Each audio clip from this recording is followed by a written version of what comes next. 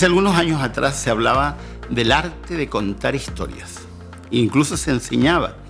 Se les decía a los padres en los colegios y se les daban algunos tips de cómo contar historias.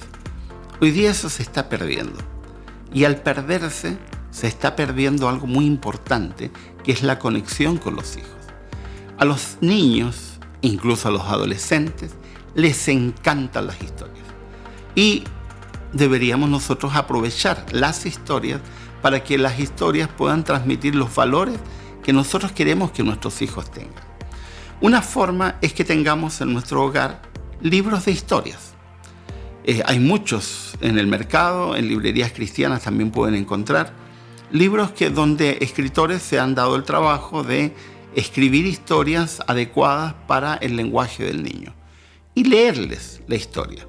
Eso de decirle al niño, anda a leer un libro, no sirve. Necesitamos leer con ellos. Un buen momento es en la noche, antes de que el niño se duerma, contarle una historia.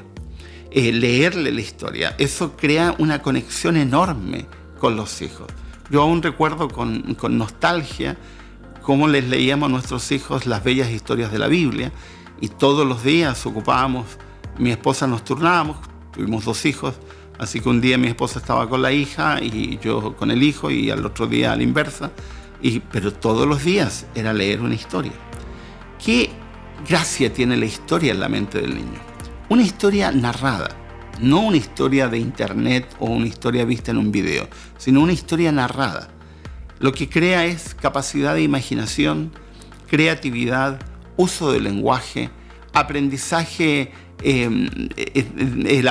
elaboración de pensamiento, porque el niño va desarrollando la capacidad de pensar, etc. Ahora, ¿qué tenemos que hacer? Contar historias cortas. Un niño no necesita más de 10 minutos de una historia. No vas a estar 2 horas contándole una historia. 10 minutos para un niño de 6, 7 años es suficiente.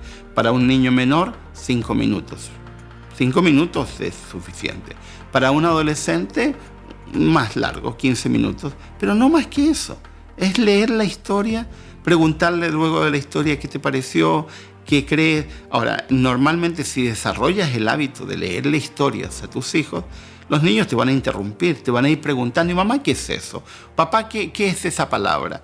Y te va a dar la oportunidad de que ayudes a desarrollar el lenguaje de tu hijo. Ahora, de todas las historias, ¿cuáles son las historias que más les gustan a los niños? ¿Cuáles son las historias que no se cansan de que se repitan y que piden una y otra vez que las cuenten? Son las historias nuestras, las historias personales, las historias que les contamos de cuando nosotros éramos niños, de las cosas que nosotros hacíamos cuando éramos niños.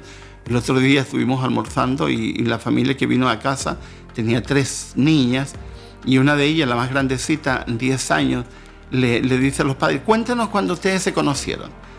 Y yo le dije, pero no lo has escuchado nunca. Sí, pero lo quiero escuchar de nuevo. Y los padres se sonrieron con una sonrisa cómplice, y evidentemente le deben haber contado a esa niña muchas veces la misma historia. ¿Por qué es tan importante las historias? Un médico amigo el otro día me decía, cuando voy a leerle una historia de las bellas historias de la Biblia, mi hija arruga la nariz. Ella quiere escuchar historias de niñez, las historias que me pasaban con mi padre, con mi abuelo. ¿Por qué son tan importantes? Porque las historias familiares van creando en la mente del niño identidad. Y es algo importantísimo, porque el niño necesita saber que viene de algún lugar, necesita tener ese sentido de pertenencia. ¿Quién soy yo? ¿De dónde vengo? Y eso se consigue con las historias familiares. Contarle las cosas que tú hacías. No necesita hacer algo muy elaborado. Contarle anécdotas que te ocurrieron, no positivas. No le vas a contar todas las veces que cometiste errores, porque algunos padres es el único tipo de historia que le cuentan a los niños cuando se equivocaron y cómo lo castigaron sus padres por algo que hicieron. Eso no. Historias positivas. ¿Qué te pasó la primera vez que conociste a una chica? ¿Cómo conociste a tu esposa o a tu esposo? Y cosas de ese estilo. Cómo era el abuelo, cómo era el bisabuelo, si es que tuviste la oportunidad de vivir con él, qué hacían en las reuniones familiares, etc. Las historias de alguna manera son el cable a tierra de los niños, especialmente las historias familiares.